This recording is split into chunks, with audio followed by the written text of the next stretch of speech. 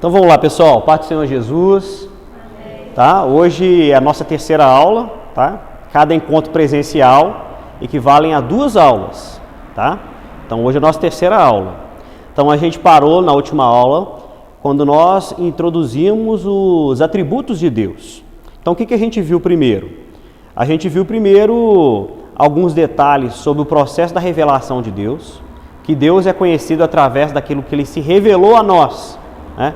Então, essa revelação, segundo Anselmo de Cantuária, ela se dá em 2 etapas. Então, na primeira etapa, você tem um contato com a revelação, essa revelação, você aceita essa revelação. E na segunda etapa desse processo de conhecimento de Deus, você vai, por fim, querer conhecer mais a respeito do funcionamento dessa crença, dessa fé, que de alguma forma te tocou. Seja por um argumento intelectual, então você pode entender a mensagem e dizer que, olha, pelo fato de eu entender essa mensagem, eu creio.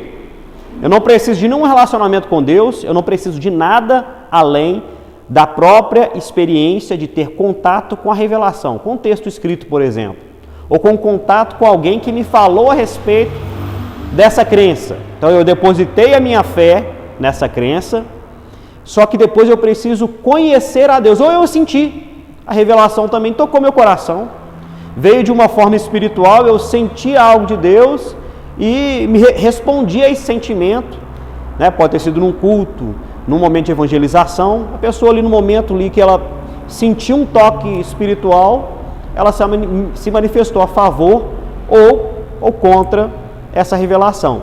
Mas a grande questão é, quando a pessoa responde ao chamado de Deus, o chamado de Deus, ela vai no momento em seguir, querer saber a respeito das razões da fé dela. Minimamente vai querer saber. Às vezes ela não vai conseguir explicar. Como a gente viu aqui na primeira aula, que a gente fez algumas perguntas, a gente viu que a gente tem dificuldade de explicar aquilo que a gente acredita.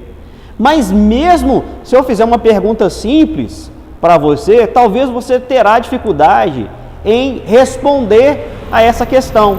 Por exemplo, quem você é? Quem você é, Carlos? Quem você é? Homem de Deus. Só? Quem você é, Ana? Quem você é, irmã? Quem sou eu? É. Eu sou hoje uma pessoa que encontrou Jesus e a minha vida foi mudada. Porque antes eu não tinha identidade, hoje eu encontrei identidade nele. Aham. Amém. Mas antes você tinha identidade também. Poderia ser outra, mas tem identidade. Todo mundo que existe, todo mundo tem identidade. Então, por exemplo, você poderia ter dizer, eu sou uma pessoa, eu sou um trabalhador, eu sou uma pessoa honesta, eu sou uma pessoa temperamental, eu sou uma pessoa que gosta de estudar, inteligente, eu sou uma pessoa que ama a minha família, sou uma pessoa que gosta de estar com as pessoas, que gosta de estar bem, gosta de praticar o bem. Então você pode se descrever com inúmeros adjetivos. Só que nós temos, por mais que nós saibamos que nós somos isso, ou deixamos de ser alguma coisa que é importante, nós temos dificuldade em manifestar aquilo que nós acreditamos a respeito de nós mesmos. Quanto mais falar a respeito de Deus, certo? Que é algo extremamente superior a nós, né? Então Deus te deu uma nova identidade. É essa que é a grande questão. Você tinha a identidade que você queria ter. É assim que funciona no mundo. Você é quem você quiser. Você troca a cor do seu cabelo, você muda o seu jeito de falar, você altera o seu jeito de ser, de acordo com o lugar que você vai, você se comporta de forma diferente.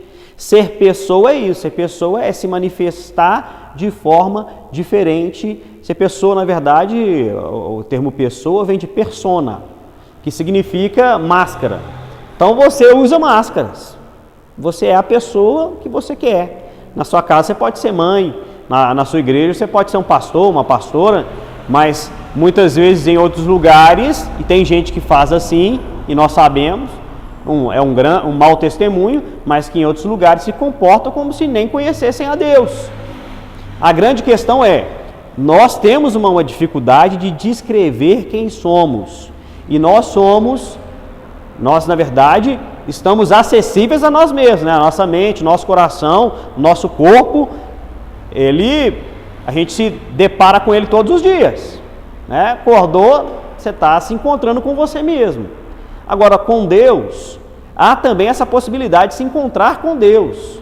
Mas é muito mais difícil você descrever alguém que é perfeito, sublime em tantos aspectos, e você, mesmo sendo tão limitado, tentar conhecer esse Deus que vai além da sua capacidade de compreensão. Então, independente disso, independente dessa dificuldade, Deus, nós já vimos que Deus ele se revelou a nós através do seu Filho Jesus.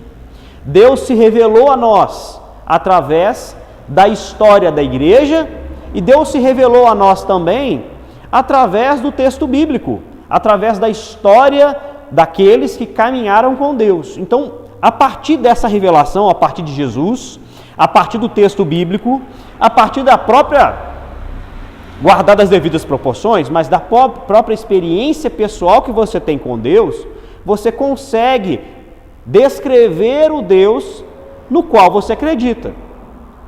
A questão é, nesse último ponto, quando você fala a respeito de uma revelação pessoal, você tem que tomar cuidado. Então nós falamos na outra aula. A mente fala. Então você pode estar tendo uma experiência enganosa com a sua própria mente e dizer, em algum momento dizer que isso é Deus que está falando, é Deus que está mostrando. Então tem que tomar muito cuidado com isso. Por isso que a igreja evangélica, diferente da igreja católica, onde nós apontamos o histórico da igreja católica, que a igreja católica ela interpreta a mensagem de Deus através da história da igreja, através do texto bíblico, através da filosofia e através da escolástica, que é uma área da filosofia que se relaciona com os princípios dos filósofos gregos, trazendo para a realidade medieval, que era a realidade onde a teologia católica dominava o pensamento filosófico. Isso acaba quando vem o iluminismo. Quando vem o iluminismo, aquela história de...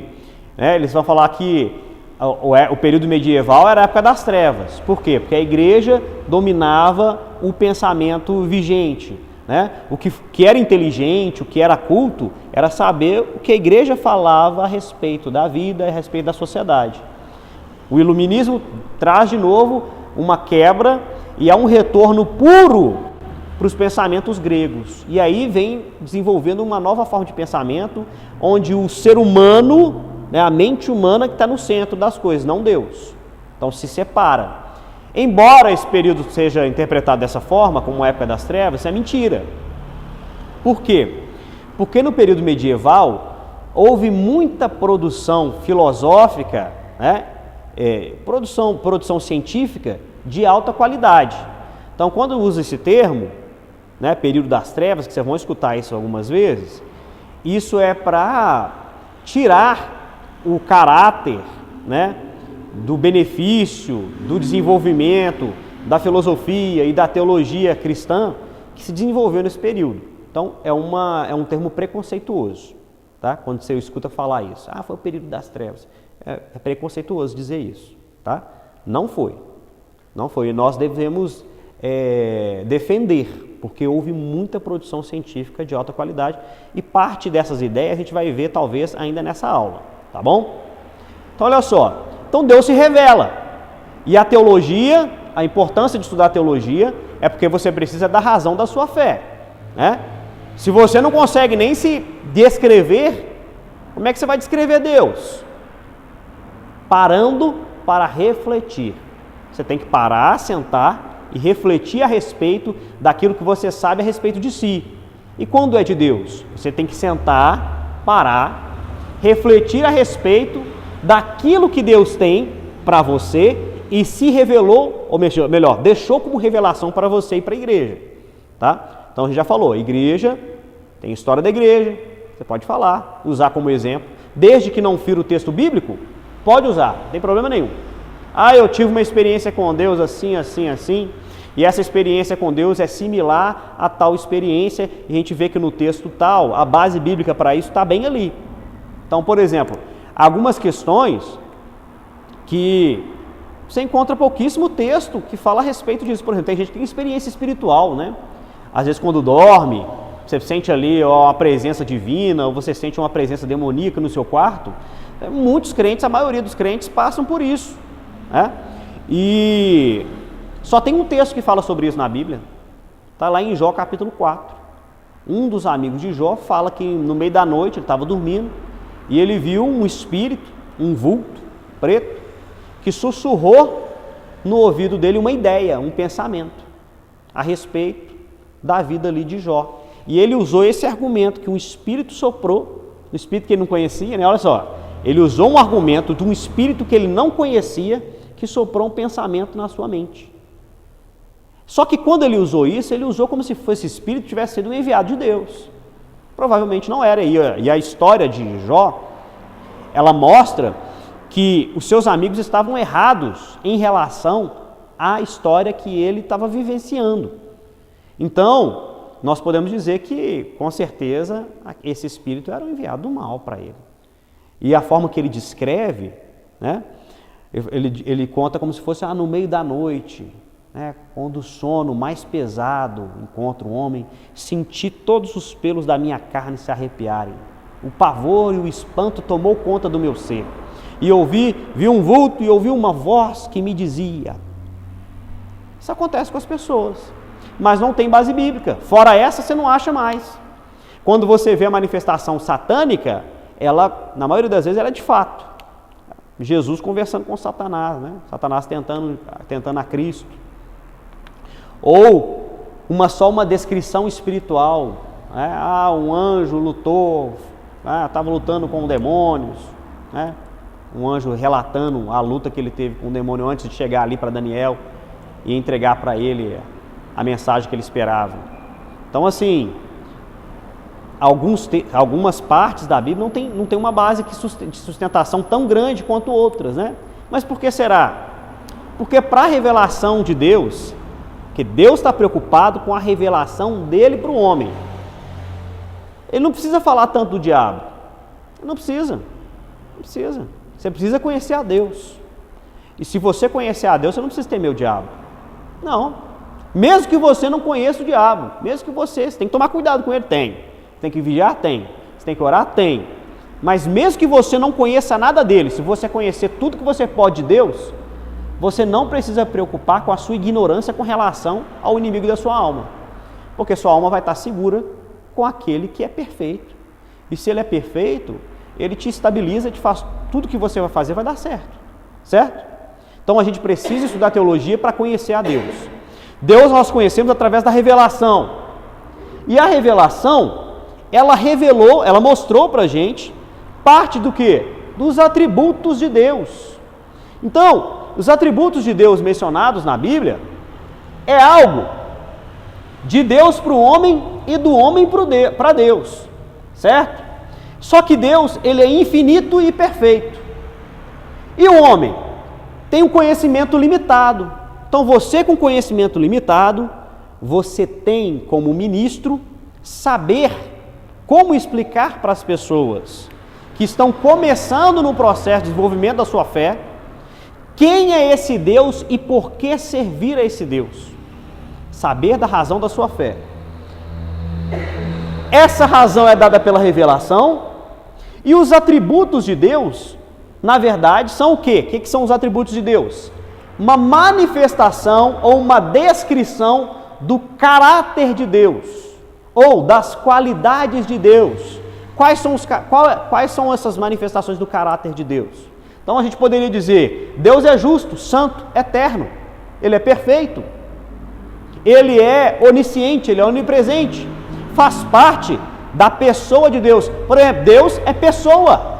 O que é ser pessoa? Deus é um ser relacional. Isso é importante. Deus é um ser de relacionamentos. Deus criou o homem para se relacionar com Ele.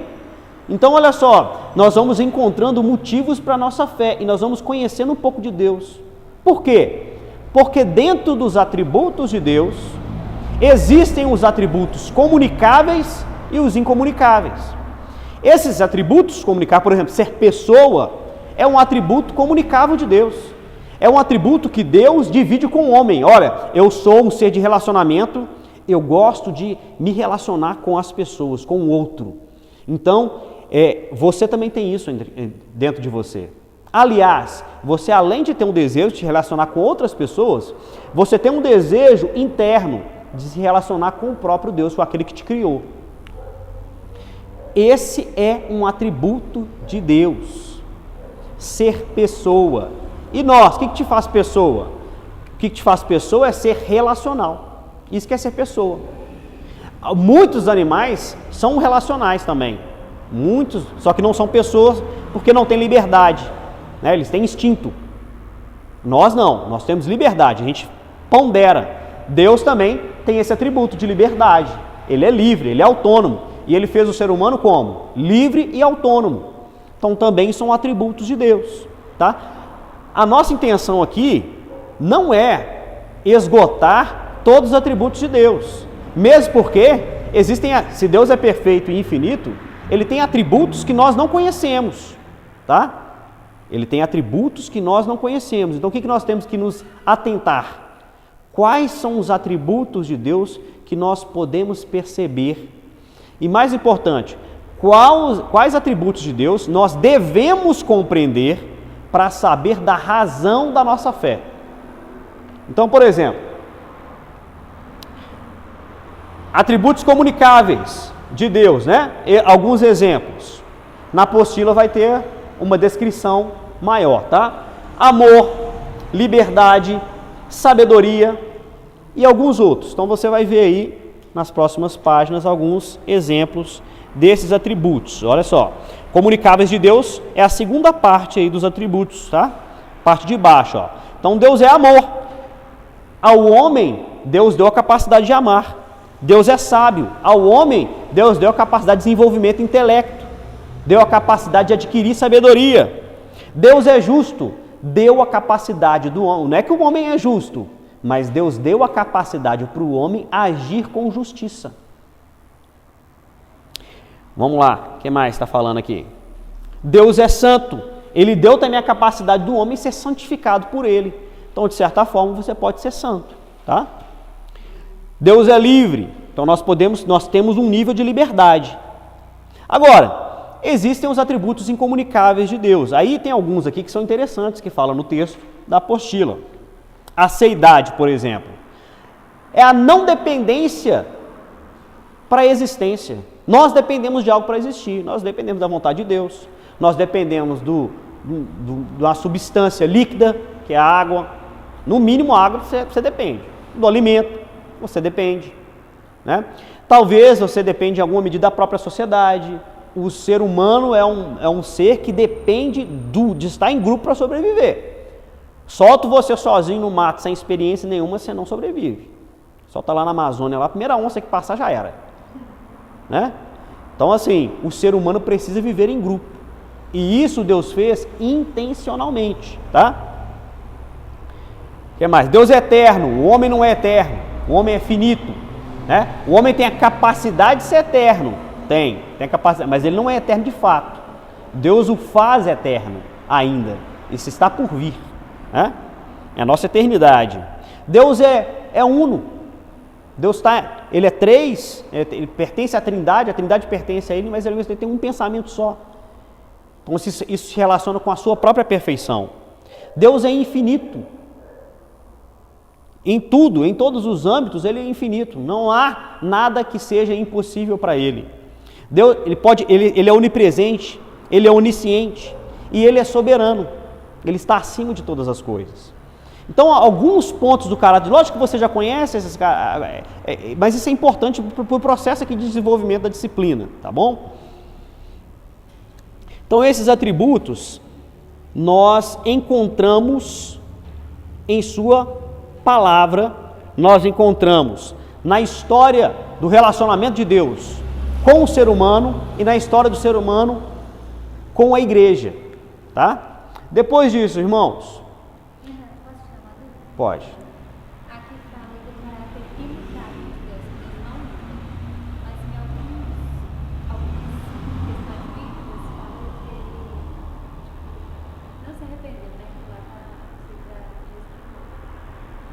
ele toma as outras atitudes. Isso não muda. Aí ela está falando porque, como é que é a parte? Leia de novo. Imutável. Tá, fala que Deus é imutável, que Ele não muda, né? Deus não muda. Então, eu vou ter que falar, você já sabe, mas vou ter que falar tudo, né, para poder conseguir explicar. Deus, Ele não muda no sentido em que sentido, irmãos? Há, por exemplo, textos que falam que Deus se arrependeu, né? Eu já até na igreja aqui a gente comenta sobre isso. Mas a tradução correta ali não é se arrependeu. Tem uma expressão lá que não tem em português, não existe em português. Então, aí Deus se arrependeu de ter feito um homem, mas no original não é se arrependeu. Era como se fosse e Deus de ter feito um homem. Nós não temos uma expressão que descreva isso. Entendeu?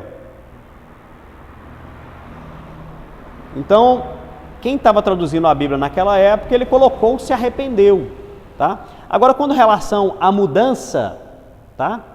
Com relação à mudança, o texto bíblico é bem claro.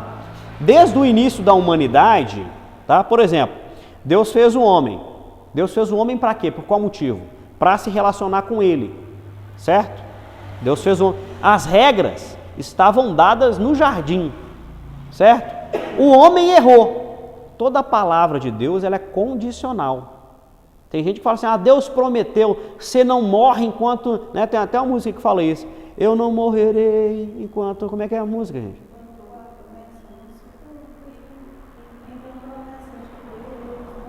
Então. Irmão, quem tem promessa de Deus morre sim, viu? Morre sim. Morre sim. Quando que você não morre? Se você permanecer debaixo da promessa. Então Israel, por exemplo, olha só, Deus prometeu para eles a terra que eles têm hoje ali, aquela região de Canaã. Só que quando você vai analisar o perímetro que Deus prometeu, pegando lá no livro de Deuteronômio, no Pentateuco, que descreve aonde seria, quais seriam os termos daquela terra, esses termos seriam muito maiores do que aqueles que são hoje. E mesmo quando teve o maior desenvolvimento daquele território para os judeus, foi no reinado de Salomão, não chegou a alcançar a totalidade daquilo que foi prometido. A promessa era bem maior, só que eles não permaneceram, eles nunca conquistaram a terra completamente. Então foram várias gerações que morreram aí, sem ver efetivamente. Teve geração que morreu sem nem estar na terra, sem nem estar naquela terra. Então assim, não é que Deus muda, tá? E isso muito mais é o seguinte, essa resposta é com base na revelação. Você analisa o texto completamente e você vê, olha, Deus mudou aqui? Não, Deus colocou condição. Então o homem, se você pecar, você vai morrer. Mas para que Deus fez o homem? Não está falando lá também, eu fiz o homem por causa disso. Mas você, olhando os atributos da própria criação e de Deus com relação à sua criação, você vê que Deus criou o homem para se relacionar com ele. Deus criou o homem para ter comunhão com ele. Deus criou o homem para habitar a terra. Deus criou o homem para se desenvolver algo sobre a terra, para ser produtivo. Só que o homem peca. Deus dá para ele a recompensa do pecado. Ele chama os todos, dá o castigo para cada um. O homem você vai trabalhar, a mulher vai ter dor de parto, né? A cobra vai rastejar e Satanás, você enganou a mulher. Então do fruto da mulher vai sair um que você vai pisar o calcanhar dele, mas ele vai te esmagar a cabeça. Então cada um recebeu. Agora, mesmo depois que o homem pecou, o que Deus fez? A promessa continuou sendo válida, quer dizer, não só a promessa, mas o plano inicial. Qual que era o plano inicial? Ter seres autônomos, totalmente livres, que pela sua própria liberdade escolhem se relacionar com ele. Aí o homem sai do jardim. Deus cria um mecanismo ali provisório de santificação, que era o sacrifício, que vigorou até Cristo. E dá para eles, através de Jesus novamente, a possibilidade de voltar para dentro do jardim. restaurando o que havia sido perdido. Então Deus não mudou não, quem muda é o homem. Esse que é o problema. Porque quando você vai analisar as questões, que Deus não foi Deus que mudou, foi o homem que mudou. O homem estava indo para o caminho mal. O caminho mal, o que estava pedindo para o homem? O homem estava pedindo assim, vem sobre mim com juízo, vem sobre mim com desgraça, vem sobre mim com doença, vem sobre mim com a maldade que eu mesmo estou plantando. Vem sobre mim com aquilo que eu estou semeando. Só que o homem se arrepende e muda o caminho. Aí Deus, o que ele faz? Porque você se arrependeu, eu vou deixar de fazer isso com você. Mas é uma resposta ao próprio comportamento de Deus, entendeu? Por quê, irmãos? Porque Deus, desde antes, ele continuou sendo misericordioso. E essa é a maior característica de Deus, a misericórdia. Se você olha na Bíblia toda, quando você analisa o caráter, o atributo de Deus, o maior atributo de Deus, a maior característica de Deus é ser misericordioso. Quando o povo está em pecado, Deus nunca, repara para você ver, na maioria das vezes, isso aconteceu com poucas pessoas de uma vez, com poucas pessoas e por motivos contextuais. Algumas pessoas que receberam o castigo naquele exato momento do erro. Quando isso aconteceu, Deus estava querendo dar uma lição para as pessoas que estavam ali perto, demonstrando que ele estava ali, que ele era santo, que ele é poderoso. Mas na maioria das vezes, quando as pessoas erravam, o que Deus dava? Deus dava tempo para arrepender. Deus era misericordioso. Às vezes era 20, 30, 40 anos de misericórdia, para por fim Deus chegar com juízo. Então, quando você diz que Deus parece que mudou, fala que Deus é imutável, mas parece que ele mudou, na verdade Deus está se mostrando mais uma vez e a sua própria estabilidade, que é ser um Deus de misericórdia. Deus é misericordioso. Amém? Então olha só, irmãos, continuando aqui, olha. Só que, nesse processo de conhecer a Deus, o texto bíblico, ele dá alguns nomes a respeito de Deus. Então a gente já fez uma menção sobre isso antes. Deus no texto bíblico não tem nome. Então a gente até comentou a respeito dos testemunhos de Jeová, que dizem, antigamente eles faziam isso, eu não sei se está fazendo ainda, mas eles batiam na porta da gente lá. Eu, quando era moleque, atendi eles umas 3, 4 vezes e era assim, você sabe o nome de Deus? Jeová. É isso mesmo, o nome de Deus é Jeová. Jeová, olha só, Jeová significa Senhor, Yahvé, Senhor. Senhor de quê? De todas as coisas, mas não é um nome de Deus. É uma expressão de uma qualidade, de um atributo de Deus, ou de uma característica de Deus. Deus, ele é Senhor de quê? De tudo. Quem que é o Senhor desse país? É Deus. Quem é o Senhor desse planeta? É Deus. Quem que é o Senhor do universo? É Deus. Quem que é o Senhor de tudo que existe? É Deus. Quem é o ser acima de todos? Quem que é o Senhor de tudo? É Deus. Deus, ele é o Senhor de quê? Tudo. Quando ele fala assim, eu sou, com Moisés, quem que eu vou falar? Olha o que Moisés pergunta. Se Jeová fosse o nome de Deus, ele não teria perguntado, quem que eu vou falar que me enviou? Quem que ele pergunta? Ele não sabia. Ele não sabia, é o Senhor. Fala que eu sou te enviou. O eu sou te enviou. Eu sou o quê? Eu sou tudo que você precisa. Eu sou tudo que você precisa saber. Eu sou aquilo que está acima de todas as coisas. Eu sou. Deus, irmãos, não tem nome dele na Bíblia. Deus, ele é mistério. E para continuar sendo Deus, ele precisa continuar sendo mistério. Deus é mistério. Você vai conhecer isso aqui de Deus, ó. Quando nós chegarmos lá no céu, nós vamos par de Deus também. Você não vai ver Deus todo, não. Eu duvido que alguém vai ver Deus completamente. Deus nunca vai se mostrar completamente. Mesmo porque eu tenho dúvidas se alguém teria essa capacidade de se aproximar de Deus de tal forma. Certo? Mas Deus escolheu se revelar em forma completa através de Cristo. Você conhece Deus de forma completa. Cristo era amor, justiça, paz, cura, salvação. Deus se revela dessa forma. E para o homem, é isso que nós precisamos saber de Deus. Tá? Então olha só, entre os nomes de Deus que o texto bíblico nos apresenta, tem Elohim ou Eloá. Isso é apenas uma descrição de deuses, que mesmo em algumas religiões pagãs, você tem aqui Elohim, Eloá sendo utilizados, ou termos aproximados. Eles usavam isso também, mesmo em deuses pagãos. Por quê? Significa simplesmente Deus. É a mesma coisa de Deus. Né? O pessoal que é pagão, ou tem algum tipo de culto pagão, ele fala assim, eu tenho, o meu Deus é o tal. É o Deus dele. Ele chama de Deus também. Para ele, o Deus dele tem uma representatividade igual à nossa. Porque para ele é Deus. E quando você fala a respeito do seu Deus, que não tem nome, que você não sabe o nome dele, porque ele é todo poderoso, né? Nem o nome dele nós sabemos de tão poderoso que ele é, né? Porque ele é misterioso. Esse Deus, para aquela pessoa que tem um Deus pagão, é um Deus equivalente. Então ele chama de Deus também. Tá? Jeová, Senhor. Jeová Jiré, Senhor proverá.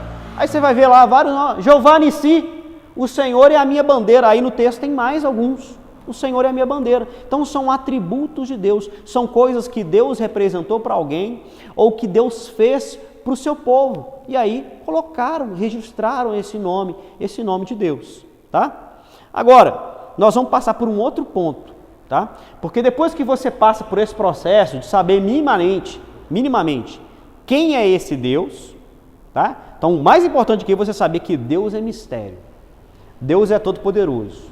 Ninguém pode ter uma resposta completa a respeito de Deus, tá? E uma das coisas que pode fazer até você perder a evangelização de um ateu é justamente você ter resposta para tudo. Você não precisa ter resposta para tudo. Não precisa. Não precisa. Você precisa ter resposta para aquilo que é básico. E tem coisa que não, é Deus que sabe. Pergunta para Ele. Tem coisa que tem que falar assim para a pessoa, pergunta para Ele. Já experimentou perguntar para Ele? Irmãos, Deus você conhece através da experiência. Para conhecer a Deus, você tem que experimentar Deus. Deus não é só algo que você fala a respeito dele, não. Quando você experimenta, como é que você experimenta Deus? Através da fé. Então agora eu vou apagar o quadro, vocês me dão um tempinho, e a gente vai falar o que é a fé, tá? E como é que funciona esse processo de conhecimento da fé. Tem a ver com a revelação, lógico, mas a gente até falou, né, já um pouquinho sobre a fé, mas a gente não falou sobre o que a fé é em si. Então a ideia agora a gente é aprofundar um pouquinho a respeito da fé, tá bom? Vou apagar o quadro aqui.